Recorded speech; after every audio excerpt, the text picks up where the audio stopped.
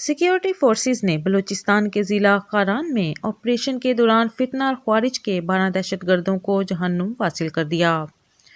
پاک فوج کے شعبہ تعلقات عامہ ISPR کے مطابق فتنہ الخوارج کے 15 سے 20 دہشت گردوں نے خاران سٹی میں متعدد دہشت گردانہ کارروائیاں کیں۔